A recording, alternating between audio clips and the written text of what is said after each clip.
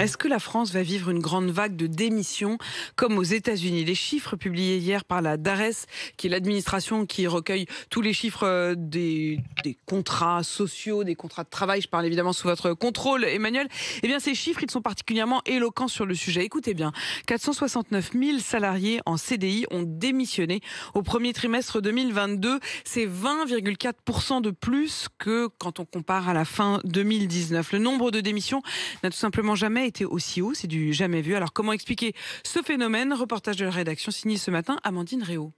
À 42 ans, Aurélie Silio vient de lancer sa société de coaching. Cette Normande a quitté son CDI il y a quelques mois. Elle était responsable des ressources humaines dans l'industrie. Alors il y avait de la lassitude et puis il y avait aussi euh, l'envie de retrouver un métier qui soit plus dans mes valeurs, enfin, où je retrouve vraiment du sens dans ce que je faisais.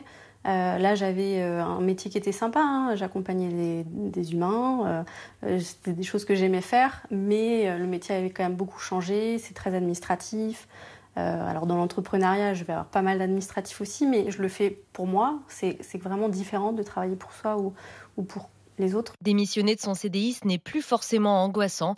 Sévane Poulain, une Parisienne de 28 ans, travaillait dans une grande entreprise de l'énergie. Elle a fait un saut dans le vide. Je me disais, voilà, si je saute directement dans un autre travail, je ne vais pas m'être posé les bonnes questions.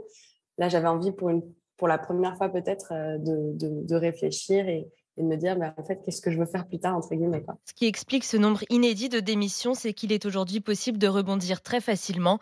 C'est l'avis de Jean-Philippe Couturier, dirigeant de Woz, une entreprise de gestion des talents. À partir du moment où vous fluidifiez le marché du travail avec des outils numériques, c'est-à-dire que vous pouvez trouver plus facilement un job ou que vous pouvez vous mettre en freelance et que vous êtes capable, grâce à des outils comme Zoom, comme Meet ou comme Teams,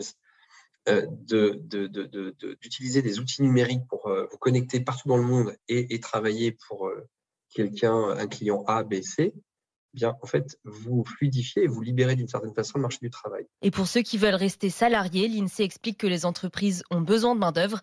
Elles embauchent plus aujourd'hui qu'avant la crise.